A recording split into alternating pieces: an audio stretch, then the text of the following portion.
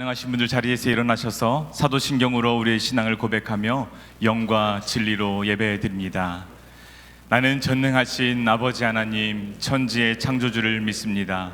나는 그의 유일하신 아들 우리 주 예수 그리스도를 믿습니다.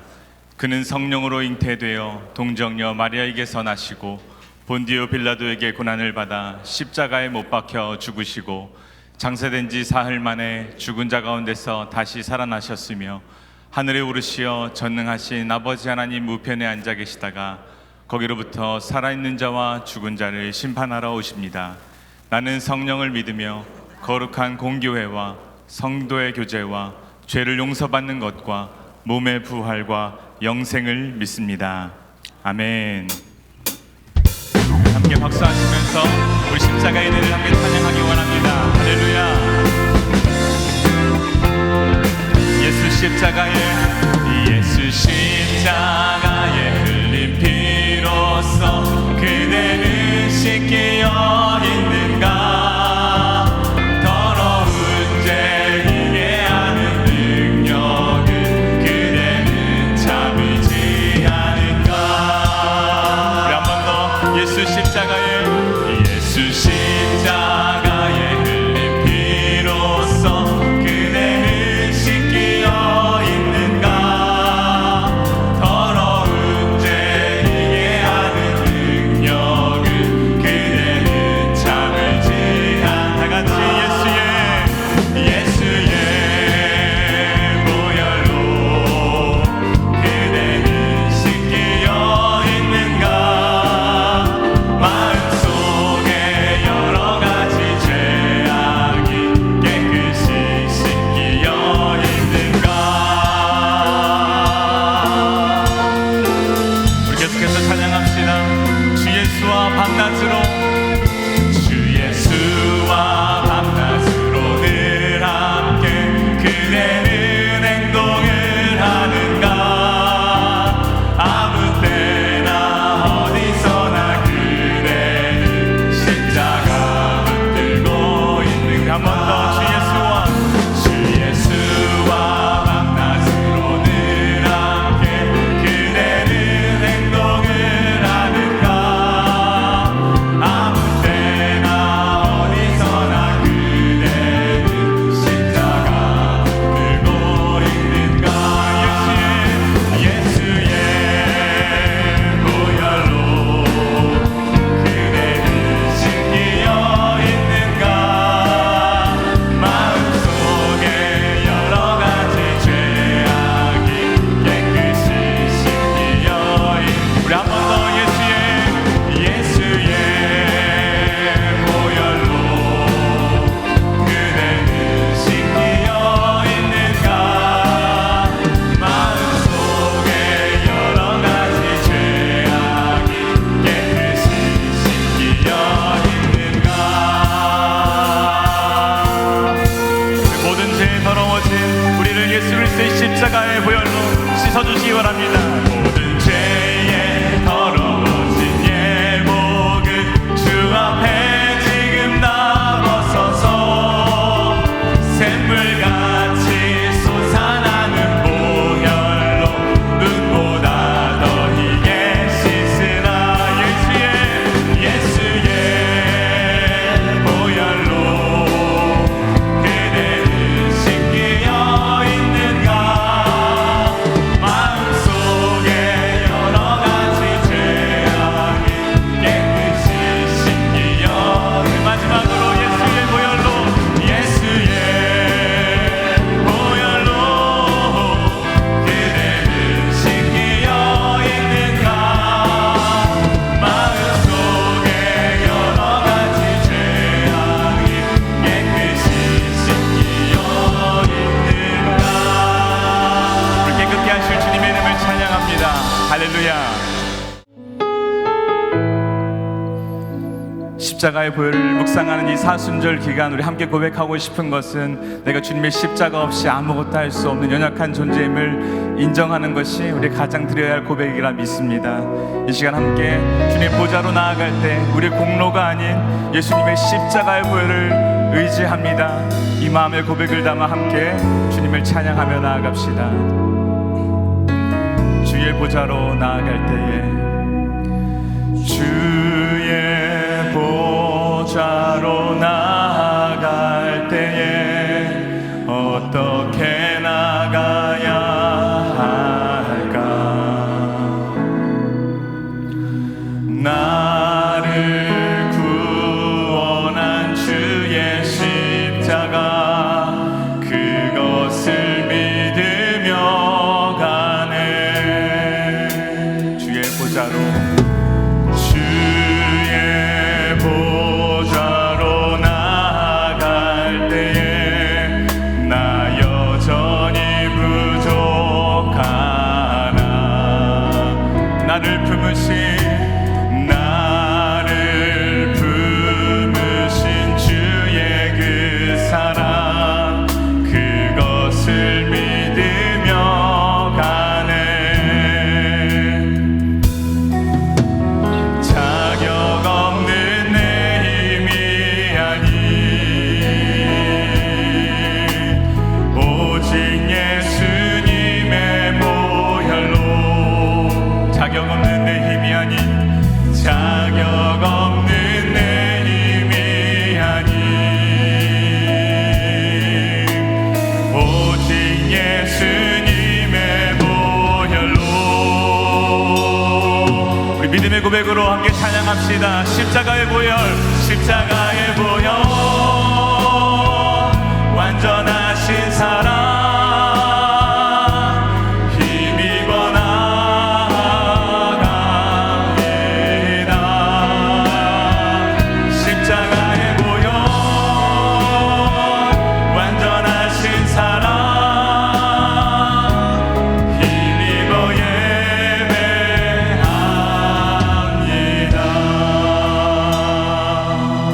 주의 보좌로 나아갈 때에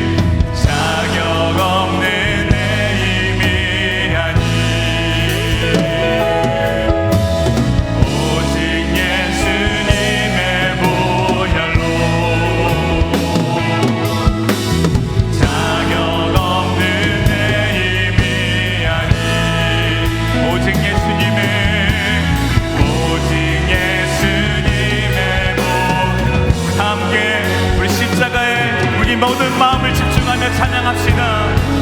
십자가의 보혈, 완전하신 사랑 힘입어 나아갑니다. 십자가의 보혈, 완전하신 사랑 힘입어 예배합니다.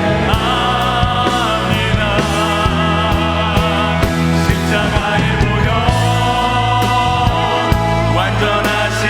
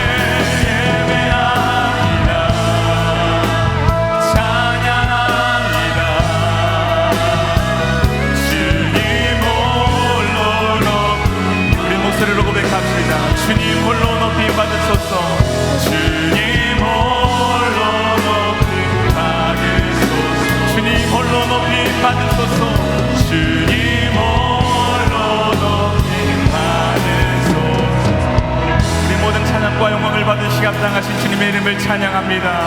할렐루야, 할렐루야.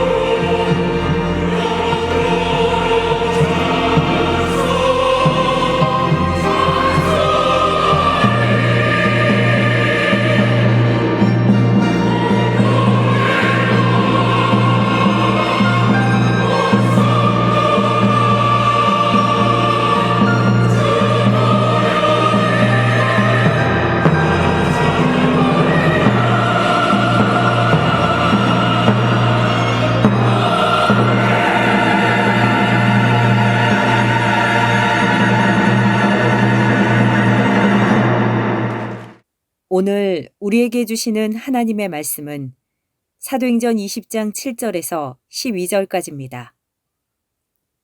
그 주간의 첫날에 우리가 떡을 떼려 하여 모였더니 바울이 이튿날 떠나고자 하여 그들에게 강론할세 말을 밤중까지 계속하매 우리가 모인 윗하락에 등불을 많이 켰는데 유두고라 하는 청년이 창에 걸터 앉아 있다가 깊이 졸더니 바울이 강론하기를 더 오래 하매 졸음을 이기지 못하여 3층에서 떨어지거늘 일으켜 보니 죽었는지라. 바울이 내려가서 그 위에 엎드려 그 몸을 안고 말하되 떠들지 말라. 생명이 그에게 있다 하고 올라가 떡을 떼어 먹고 오랫동안 곧 날이 새기까지 이야기하고 떠나니라.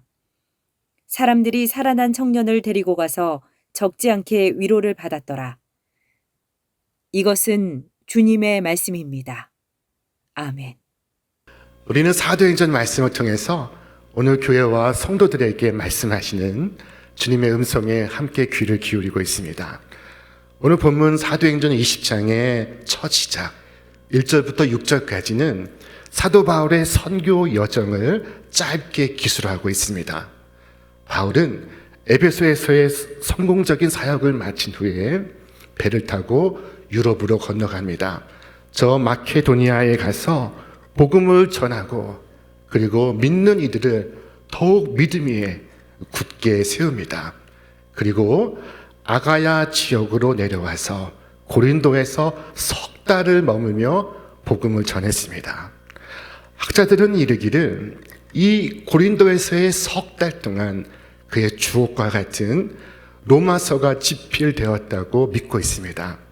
자, 그리고 3개월이 지나서 이제 배를 타고 수리아로 귀환하고자 합니다. 그의 3차 전도 여행이 끝나가는 것입니다. 그런데 그의 귀에 한 충격적인 소식이 들려왔습니다. 그가 타려는 배 위에 유대인들이 공모하여 바울을 죽이고자 한다는 것이었습니다.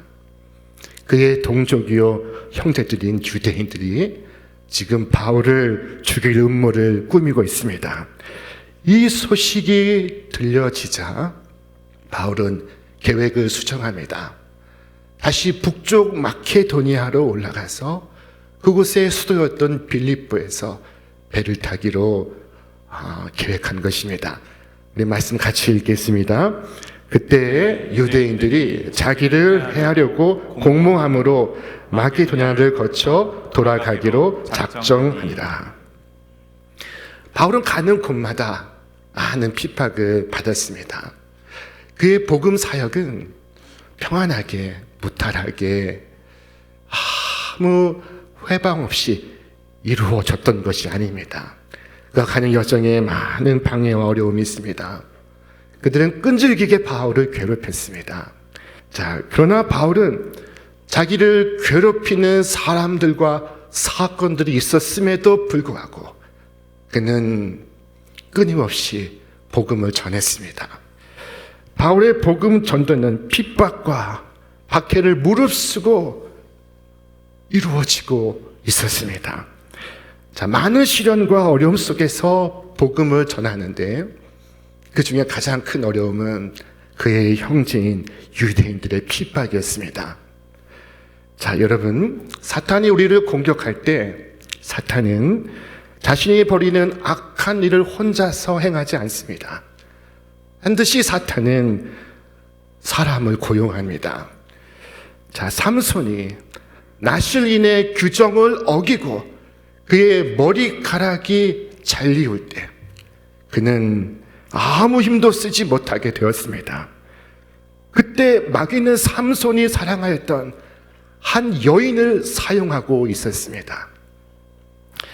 사탄은 때로 한 사람을 넘어뜨리기 위하여 그의 형제를 내세우기도 하고 그의 친구를 들어 사용하기도 합니다. 다윗이 이런 악에 대하여 얼마나 슬퍼하였는지 그는 이렇게 기록하였습니다. 나를 책망하는 자는 원수가 아니라 원수일진데 내가 참았으리라. 나를 대하여 자기를 높이는 자는 나를 미워하는 자가 아니라 미워하는 자일진데 내가 그를 피하여 숨었으리라. 그는 곧 너로다. 나의 동료, 나의 친구요, 나의 가까운 친구로다. 우리와 같이 재미있게 의논하며 우리와 함께하여 하나님의 집 안에서 다녔다 라고 말씀하고 있습니다. 교활한 마귀는 어떤 하수인을 선택해야 할지를 잘 알고 있습니다. 때로는 여러분의 친구를, 때로는 여러분의 지인을 사용할 수 있습니다. 사탄이 또 얼마나 간교한지는 어느 때 우리에게 접근한지를 보아도 알 수 있습니다. 사탄은 우리가 홀로 있을 때, 우리가 외로울 때 우리에게 다가와 우리의 마음을 흔들어 놓습니다. 하와를 보십시오. 하와가 홀로 있을 때 그녀에게 접근하지 않았습니까? 자, 그러나 오늘 본문을 보십시오. 여러 사람들이 지금 바울과 함께하고 있습니다. 우리 말씀을 같이 읽겠습니다. 아시아까지 함께 가는 자는 베레아 사람 브로의 아들 소바더와 데살로니가 사람 아리스다고와 세군도와 더베 사람 가이오와 및 디모데와 아시아 사람 투기고와 드로피모라. 바울에게 여러 동역자들이 함께하고 있음을 우리는 볼 수 있습니다. 이들은 서로에게 힘이 되어주고 있었습니다. 여러분, 우리의 믿음의 여정에도 이러한 동역자들이 필요합니다. 서로가 같이 있어 서로를 지지하고 서로의 도움이 되고 함께 위로를 주고받으며 승리하는 삶을 살아갈 수가 있습니다. 자, 그처럼 바울의 선교 여정에 여러 사람들이 함께 참여하고 있습니다. 동역하고 있습니다. 서로를 지지하고 있습니다. 그리고 그들의 이름이 성경에 등장하고 있습니다. 생명책에 등재되고 있습니다. 여러분, 이와 같이 여러분과 저의 이름도 생명책에 기록되기를 주님의 이름으로 축원합니다. 마침내 바울은 저 마게도니아 빌립보에서 배를 타고 아시아로 건너갑니다. 자, 그리고 도착하여 그곳에서 말씀을 전합니다.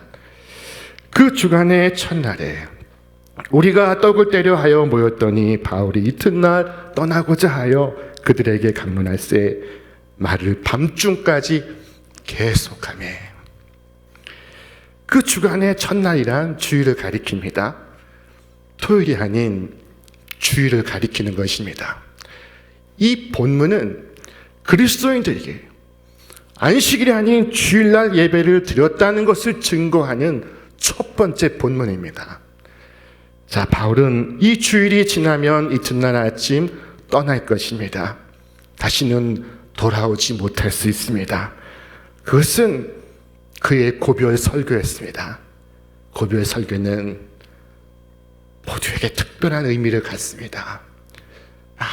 많은 뜻을 담고 있습니다. 바울은 주일에 모인 성도들에게 하나님 말씀을 전했고 그의 마지막 강론은 밤 늦게까지 지속되고 있었습니다. 날이 밝으면 그는 길을 떠나 다시는 돌아오지 못할 것입니다. 그의 공식적인 선교 여정은 3차로 끝나게 될 것입니다. 바울은 간절한 마음을 가지고 밤새도록 하나님 말씀을 증언하고 있습니다. 자, 밤이 깊어지자 사람들은 등불을 켜두었습니다. 그 등불 아래에서 하나님 말씀을 듣고 있습니다. 바로 그때였습니다. 그때 유두고라 하는 청년이 창틀에 앉아있다가 그 창가에서 졸기 시작했습니다. 그의 졸음은 깊어져 갔습니다. 그는 마침내 졸음을 이기지 못해서 깜빡 잠이 들었습니다. 그 순간 그의 몸이 3층에서 1층으로 떨어지고 말았습니다. 자, 사람들이 놀라서 달려가 봅니다. 그런데 그의 숨이 멎어 있습니다. 오늘 말씀에 이르기를 일으켜 보니 죽었느니라. 여러분, 우리 사회에서 사람이 죽었다는 것을 판정할 수 있는 사람은 오직 한 부류의 사람뿐입니다. 자, 누구겠습니까? 바로 의사들입니다. 의사만이 삶과 죽음을 판정할 수 있습니다. 이 사도행전을 기록한 사람이 누구입니까? 누가입니다. 누가의 직업이 무엇입니까? 의사입니다. 의사 누가는 그가 죽었다고 선고하고 있습니다. 기절한 것이 아닙니다. 죽었습니다. 이 사건은 사람들에게 큰 충격을 가져왔습니다.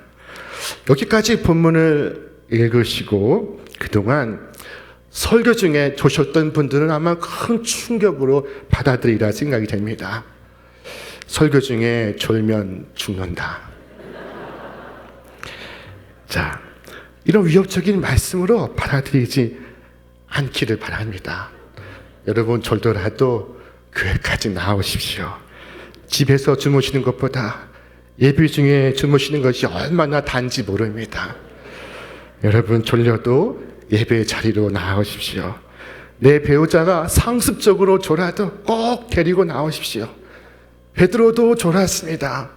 주님께서 그를 언제 깨워 어떻게 사용하시는지 우리는 알 수 없습니다.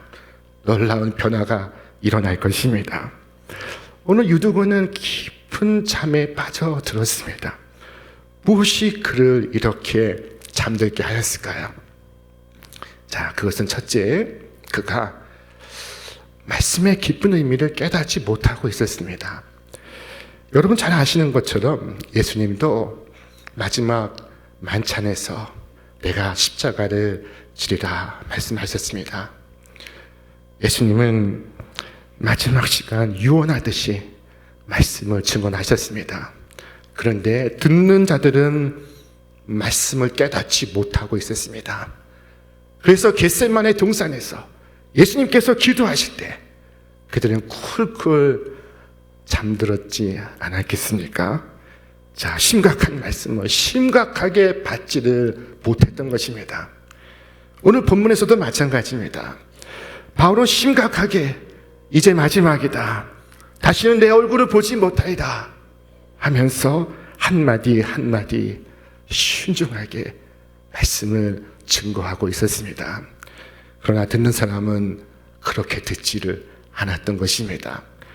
자, 한번 상상을 해 보십시오. 오늘 이 자리에 모인 예배가 나의 마지막 예배라면 여러분 졸 수 있겠습니까? 자, 유두고는 왜 졸았습니까? 두 번째, 그는 피곤했기 때문입니다. 오늘 말씀에 이르기를 유두고로 하는 청년이 창에 걸터 앉아 있다가 깊이 졸더니 바울이 강론하기를 더 오래함에 졸음을 이기지 못하여. 그는 졸음을 이기고자 했었습니다. 꼬집기도 해보고 머리를 흔들어 보기도 하고 뺨을 때려 보기도 했을 것입니다. 그러나 졸음을 이기지 못했습니다. 내려오는 무거운 눈꺼풀을 들어 올릴 수가 없었습니다. 여러분 천하장사도 이 눈꺼풀을 들어 올릴 수가 없습니다. 모인 시각이 저녁이었는데 아마도 이 청년은 낮에 힘써 노동을 하였던 것으로 보입니다. 자, 그리고 집회에 참석했으나 이 세상에 그 어떤 것보다 무거운 눈꺼풀을 들어 올리지 못하고 있었습니다. 자, 역사가들의 말에 의하면은 이 유두고는 당시 노예들의 흔한 이름이었다고 합니다. 자, 이 유두고는 노예로서 하루 종일 무거운 노동을 했을 것입니다. 그리고 저녁 집회에 참석했습니다. 종이었던 청년은 하루 종일 일을 하다가 저녁 시간이 되어 예배를 드리고 있습니다. 그런데 사람들이 많아서 그 다락방에 그가 저 창가 그 창틀에 걸터 앉아서 예배를 드립니다. 그 쏟아지는 열기와 몸의 피로로 졸음을 이기지 못하고 그는 그만 창 밖으로 떨어지게 되었습니다. 여기서 떨어지다라는 이 헬라어 단어는 핍토입니다. 핍토는 절망하다, 낙심하다, 포기하다 하는 의미를 가지고 있습니다. 유두고는 생명이 끊어졌습니다. 사람들은 그가 죽은 것을 보고 소란을 피웁니다. 그때 바울이 내려와 유두고 몸 위에 엎드려 그를 끌어안습니다. 그리고 말합니다. 떠들지 말라. 생명이 그에게 있다. 여러분, 사람들은 되게 문제를 만나면은 부정적인 이야기를 떠들기 쉽습니다. 회당장 야이로의 딸이 죽었을 때 사람들은 울며 불며 야단 법석을 피웠습니다. 예수님께서 떠들지 말라 말씀하셨습니다. 그래도 그들의 비난이 그치지 않자 다 물러가게 하신 후에 예수님께서 소녀에게 말했습니다. 소녀야, 일어나라. 여러분, 믿는 사람들은 문제를 만났을 때 침착해야 합니다. 어떤 일이 있어도 부정적인 말을 하지 말고 주님 앞에 나아가 엎드려야 합니다. 엎드려 기도하면 주님께서 반드시 응답하여 주십니다. 바울은 떠들지 말라 했습니다. 소란을 피우지 말라. 그리고 바울은 유두고의 몸 위에 엎드렸습니다. 이 엎드리다라는 말의 헬라어가 에피핍토입니다. 핍토에 에피라는 접두어가 붙은 것입니다. 그래서 이 단어의 의미는 덮다, 엄습하다, 밀어닥치다는 의미를 가지고 있습니다. 하나님의 생명이 바울을 통해서 사망을 덮고 있습니다. 사망 위에 떨어지고 있습니다. 생명이 사망을 밀어붙이고 있습니다. 바울이 죽은 유두고의 몸을 안는 그 순간 생명이 찾아오고 있었습니다. 유두고를 아는 것은 바울의 팔이나, 그러나 바울의 팔을 통해서 그리스도께서 그를 안고 있었습니다.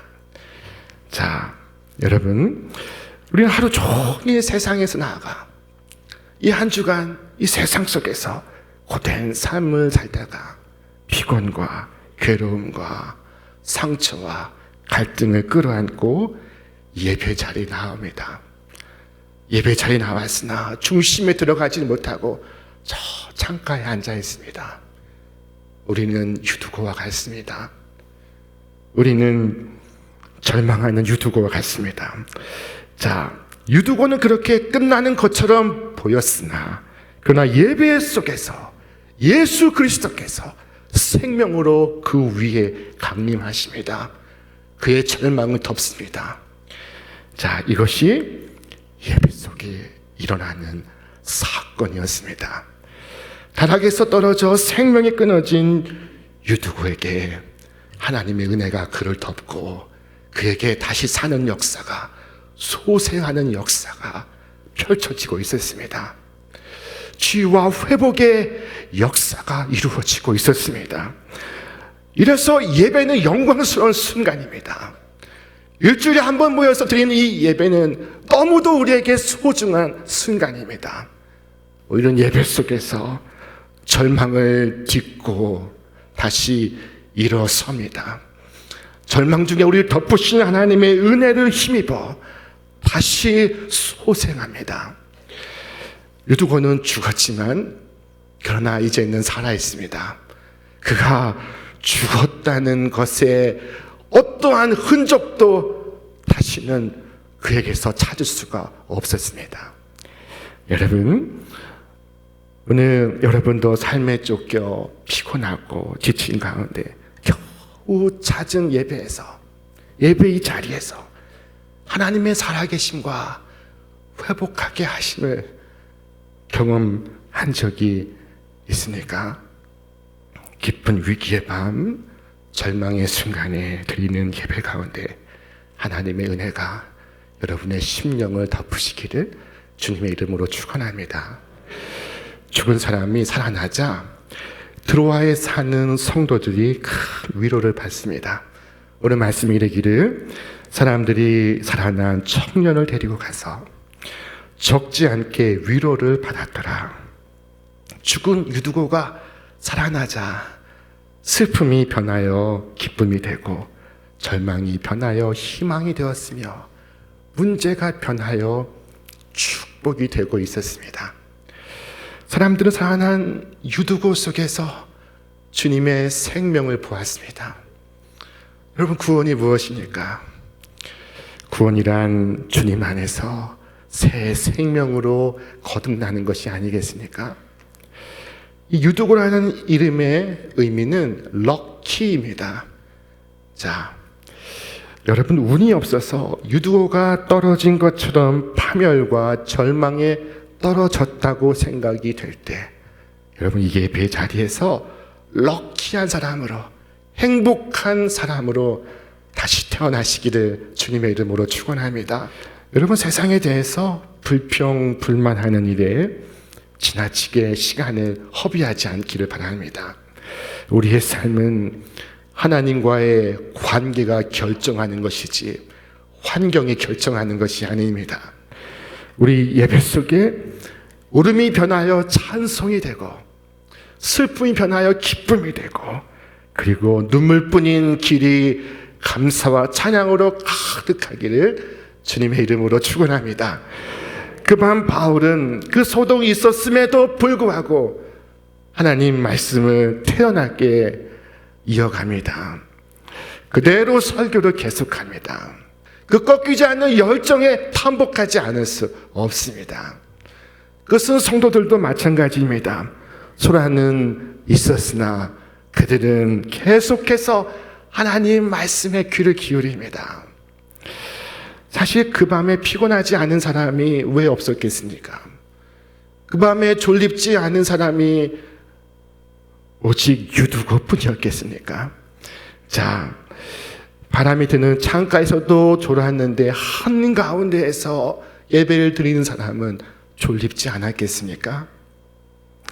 밤이 깊어서 다락에 불을 많이 키웠다고 말씀하고 있습니다. 당시에 이 불은 형광등이 아닙니다. 수건을 둘둘만 막대기에 불을 붙인 횃불을 말하는 것입니다. 그래서 이 방 안에 공기가 탁하고 무겁습니다. 그럼에도 그들은 집중하고 있었습니다. 유두고의 사건에서 우리가 느낄 수 있는 것은 말씀을 전하는 자나 듣는 자가 다 말씀에 열심을 갖고 있었다는 것입니다. 그 밤 그 성도들은 밤이 새는 줄을 몰랐습니다. 여러분, 내 심령에 부흥이 오면 설교가 달게 들립니다. 자, 시간 가는 줄 모릅니다. 역대 이 부흥의 역사 기록을 보면은 예배가 10시간이 지속되었다는 기록도 있습니다. 자, 여러분, 연속극을 여러분이 즐겨 보시는데 그 연속극이 끝날 때쯤 되면 여러분 아깝지 않습니까? 안타깝지 않으십니까? 그와 같습니다.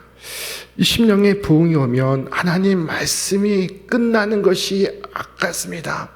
그래서 했던 설교를 다시 해달라고 부탁을 합니다. 자, 지금 내일 떠나야 할 사람이 날이 새는 줄 모르고 사고가 나서 사람이 죽어가는 상황 속에서도 하나님 말씀을 가르치려 했고 사람들은 그 속에서 말씀을 들으려고 귀를 기울이고 있었습니다. 하나님 말씀을 사모하는 그들의 열심을 보십시오. 피곤한 것도 탁한 공기도 무더운 것도 잠이 오는 것도 내 길을 떠나야 하는 것도 개의치 않고 하나님 말씀을 가르치고 하나님 말씀에 귀를 기울이고 있습니다. 자, 이 위대한 종들과 성도들이 있어서 초대교회 복음의 불길은 활활 타오르고 있었던 것입니다. 여러분 오늘 어떤 예배를 드리고 있으십니까? 어떤 예배에 참여하고 있으십니까? 여러분, 초대교회의 이 아름다운 예배의 전통을 계승하는 여러분과 제가 되기를 주님의 이름으로 축원합니다. 예배 가운데서 주님의 품에 나아가기를 바랍니다. 그때 어둠이 물러가고 근심, 걱정이 변하여 기쁨이 될 줄로 믿습니다. 죽음과 절망 위에 생명으로, 소망으로 덮으시는 하나님의 은혜가 여러분의 심령과 가정과 일터에 충만하시기를 주님의 이름으로 축원합니다. 축원합니다. 이제는 우리 주 예수 그리스도의 은혜와 하나님 아버지의 극진하신 사랑하심과 성령님의 내주 감화 감동 충만케 하시는 역사가 깊은 밤 예배의 놀라운 영광을 경험하며 영원한 생명과 소망을 증언하는 우리 모든 신촌의 성도들 위해, 저들의 가정과 일터와 기업 위에, 그리고 이 나라와 온 세계 위에 이제로부터 영원토록 함께하옵시기를 간절히 축원하옵나이다. 아멘.